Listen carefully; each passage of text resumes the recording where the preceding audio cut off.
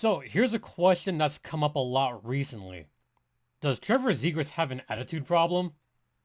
I don't know about that, but we'll talk about it on this edition of Locked On Anaheim Ducks. You're Locked On Ducks, your daily podcast on the Anaheim Ducks, part of the Locked On Podcast Network, your team every day.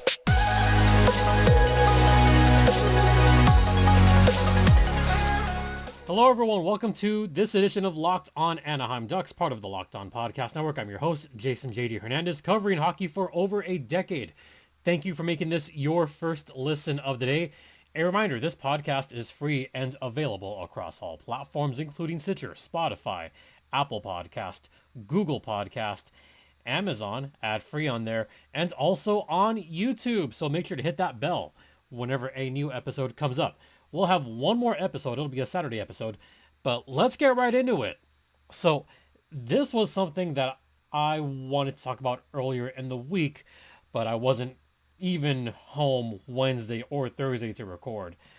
And when this came up, and this even came up on a conversation I had with a colleague while I was up north in San Jose. And it's an interesting topic, and one that seems to come up over and over again. This has come up, as far as the Arizona Coyotes this season. This has come up with a game recently against the Capitals. So let's go back to kind of the nexus of this. Trevor Zegras has always been known as kind of not really having a temper, but he is known to run his mouth a little bit. This has been the case since before the NHL. This has been the case in college, in juniors. Yeah, he did a lot of trash talking while he was at Boston University. He also did some trash talking, if I recall, during the Beanpot tournament. I don't know if anyone here recalls that, but during the Beanpot, I think it was the finals, there was a bad call that did not go their way, and Z was hot. Z was hot towards the end of the game, towards the officials. So that's one example. Then we could go to all the strife that's happened against the Coyotes. Zegras maybe poking the bear a little bit. Zegras having that lacrosse goal against the Coyotes. I don't think that was showing off or showing up the opponents, or, in the words of a ne'er-do-well, hot dogging. No, not the case. He's trying to score goals. He's trying to win games. That's what Z is trying to do, to ultimately win games. Did he, run it a little bit on World Juniors? A little bit, but he backed it up. And I think that's the key. He backs up a lot of his talk with excellent play. I mean, we can't forget that Trevor Zegras is one of the leading scorers for the Anaheim Ducks this season. Like, we can't let go of that fact. Trevor Zegras, I think, is progressing to be a very good hockey player. In fact, I would go so far as to say that he could be the leading scorer next season. The year after that, I could see him getting 30, 40, I don't know about 50 goals, but I could see him getting a lot of goals down the line. He is leading the team with 21 goals. He's leading the team with 55 points as of right now. So he is, for all intents and purposes, kind of the heartbeat of the team. So when I rewound and checked back on the last time the Ducks played a national game, and by the way, there was 2 national games, one on Tuesday, one on Wednesday. That's a whole other topic altogether. But the Ducks are playing a lot of national games, and part of the reason is because of Trevor Zegras. He brings the fans. He brings the ratings with his exciting play. By the way, did anyone catch that goal that he scored against the Seattle Kraken? That between the legs roofer goal. That was magnificent. Brilliant goal. But also during that broadcast, we heard a little bit of I don't want to say strife, but maybe a little bit of grief from the national broadcast. And that's where I kind of take a little bit of offense there.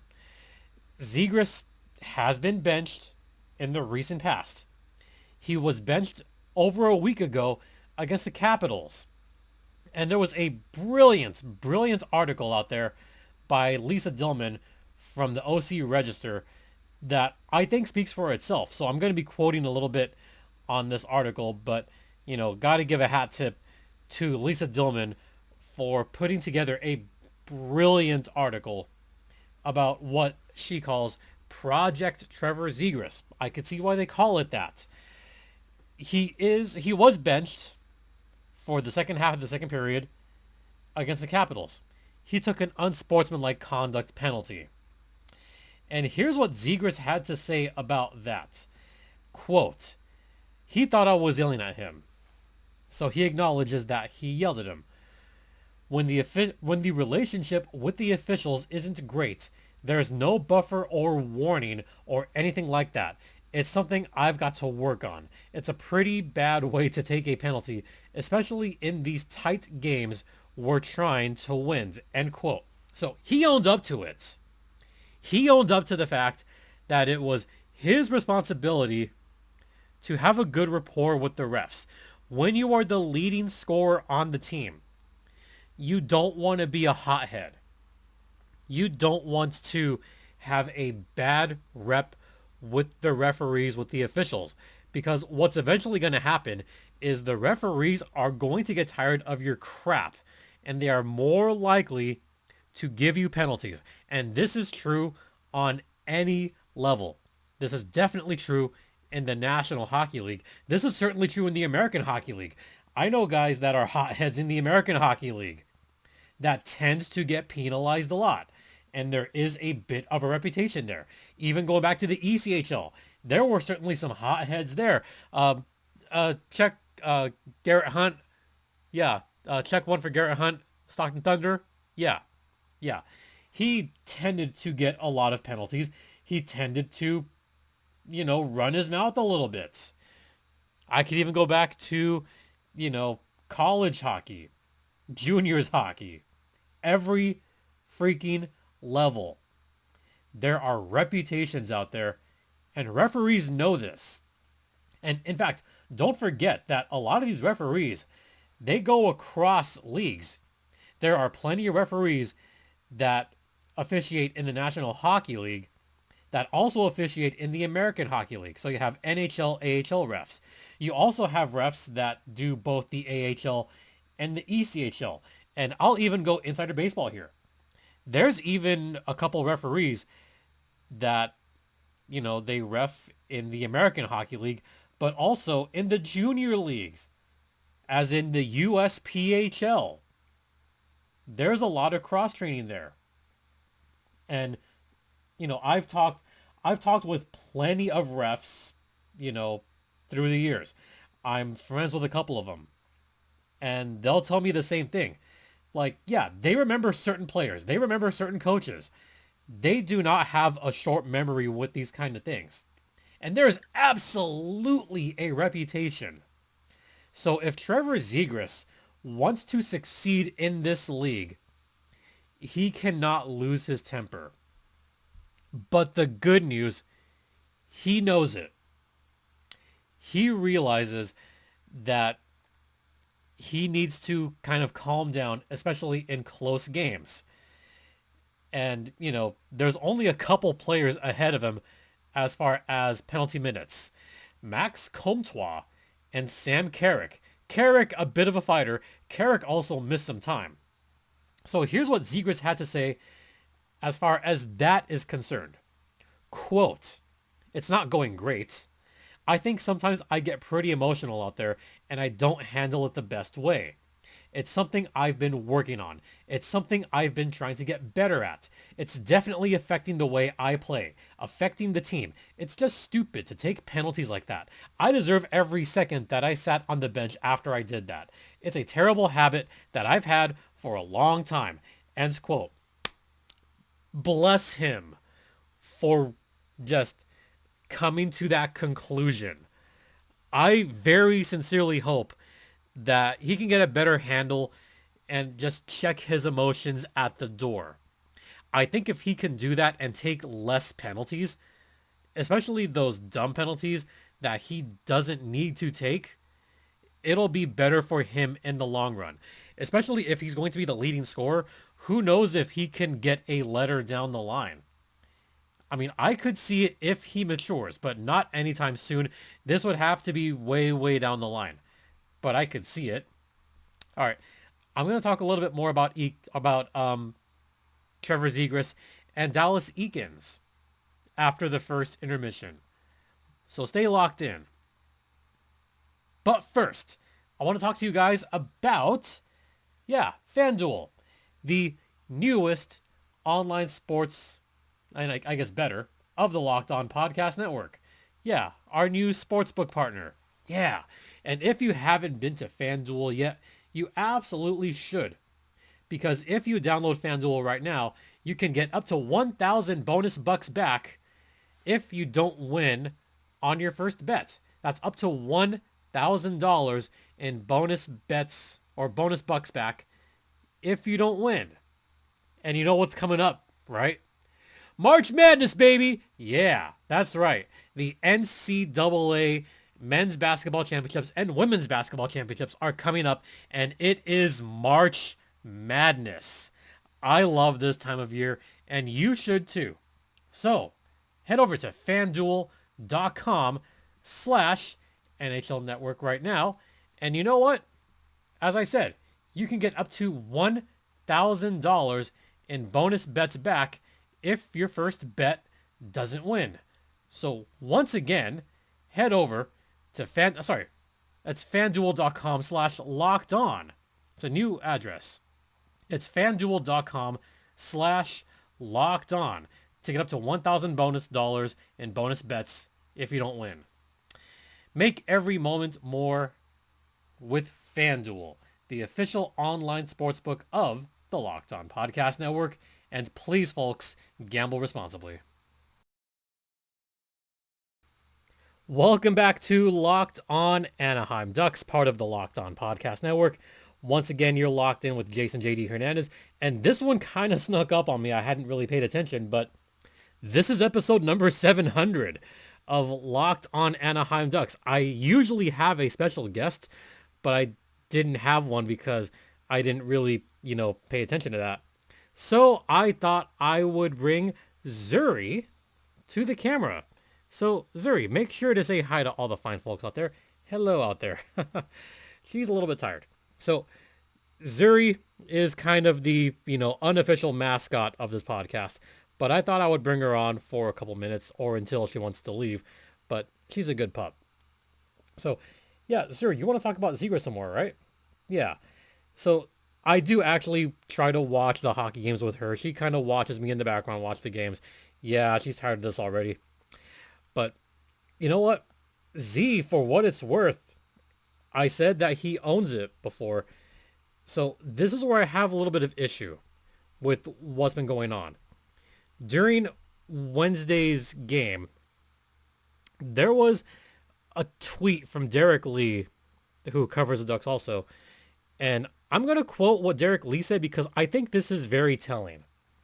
Quote, creating a narrative on national TV about why Zegras hasn't signed an extension while some of his draft class peers have is not it. Zegras will get his due time, and rehashing his benching in last week's game along with possible attitude problems feels inappropriate. End quote. I agree with him 1,000%. You don't need to rehash that on a national broadcast, and frankly, it's kind of lazy. It's a lazy argument that I've heard over and over again. Yeah, you're tired of that too, aren't you? Yeah, she's definitely tired of the argument, and I don't like it. Zegras is trying to better himself. He really is. And the fact that we have to rehash this argument again and again and again, it's kind of tiring. And I know a lot of Ducks fans are sick of it too. And I know part of it is because this whole like benching has gone on since his rookie season. Dallas Eakins benching Zegras, not for attitude problems, but for other stuff. Look, it's all slightly related, but not really. And I think it's time to let Zuri off. So once again, episode 700, just thought I'd bring her on. So say hi to all the, yeah, she's going to give me kisses or not.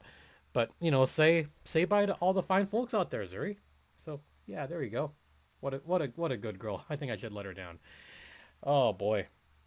So, she'll just lay down on my arm right here. So I'm tired of the narrative too. I am. I think next season is going to be the time where he really gets going, I think. But what Derek Lee said about having to rehash that, I don't want to call it inappropriate, bringing up attitude problems. There are plenty of players that have had, quote unquote, attitude problems and did well after that. The only player that I could think of that was kind of a hothead when he entered the league, and he has calmed down a lot, Colorado Avalanche's Nathan MacKinnon. Now, I don't know if many people remember this, but back in 2016, Nathan MacKinnon, he used to kind of get into it with the refs, and he would be kind of a hothead. That was his style. That's how he played. The difference is MacKinnon is a much bigger body. Z, I mean, he still has to bulk up a little bit. But as far as Nathan MacKinnon is concerned, that really is the only player I could think of that I don't even think he really had an attitude problem. He just let the emotions get to him. That's really what it was, is he was a very emotional player, and in a sense, he still kind of is. Good for him that his penalty minutes have gone down, especially since 2016, 2017, when he would just start yelling for no reason. Especially that 17-18 stretch where I used to see him get into the penalty box a bit, where he used to fight. Yeah, I bet people forgot about that.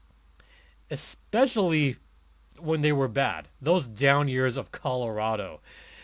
He was angry. That's the best way to put it. He was angry. Yeah. Jared Bednar, I think, did a good job of calming him down. Especially at a time where he frankly needed it. And I think coaching, this is where it all relates. Coaching has a little bit to do with that.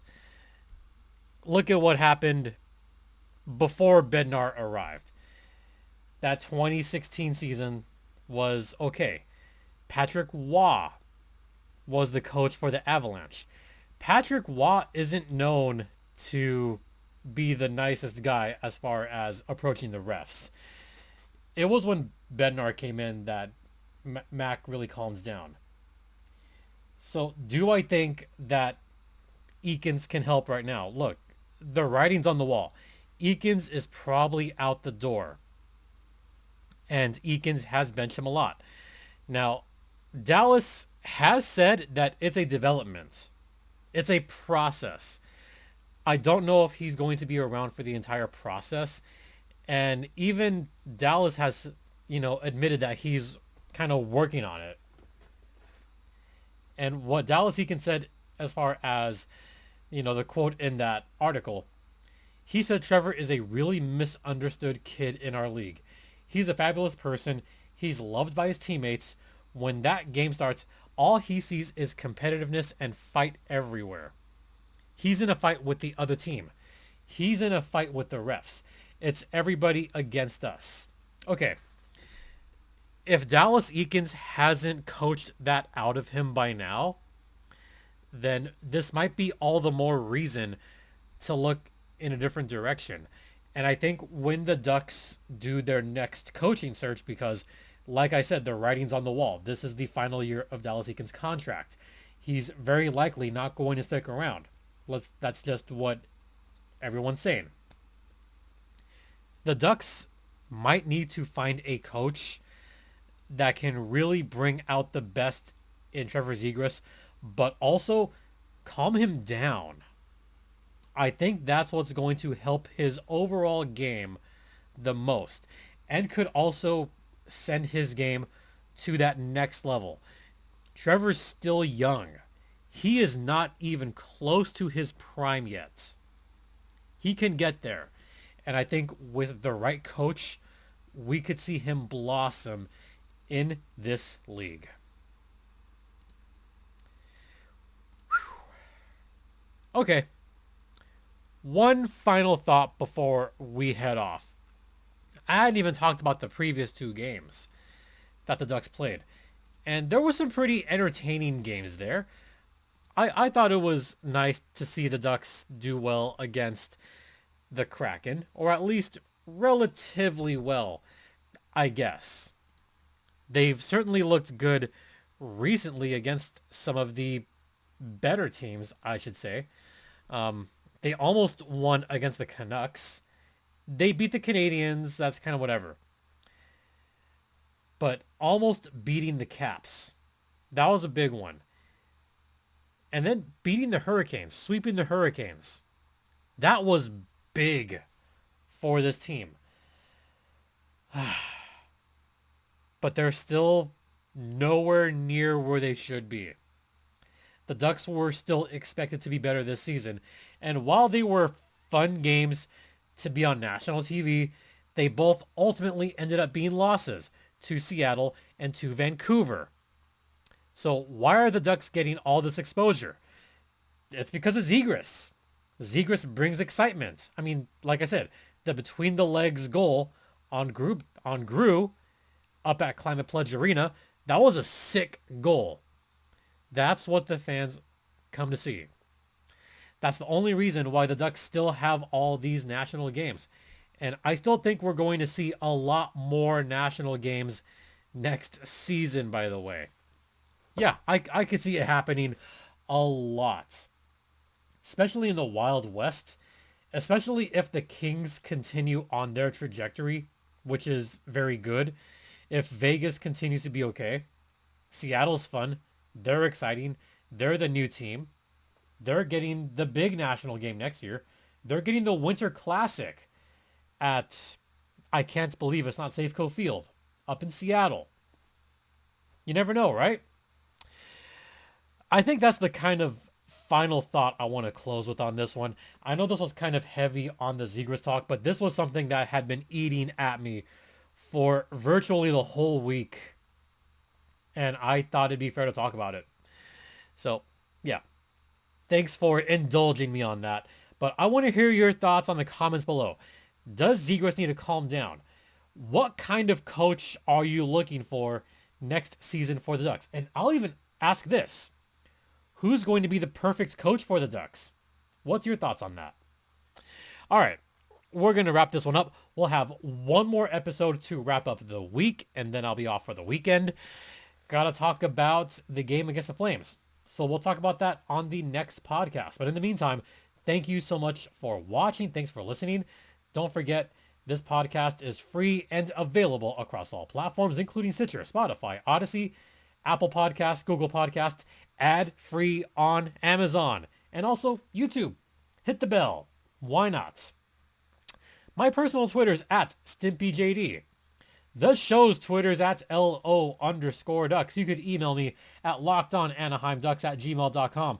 Once again, thank you all for your continued support. It is so greatly appreciated. You guys are awesome. For Locked On Anaheim Ducks, I'm Jason JD Hernandez saying have a great rest of the night. Please remember to be safe out there, be kind to one another, and Ducks fly together.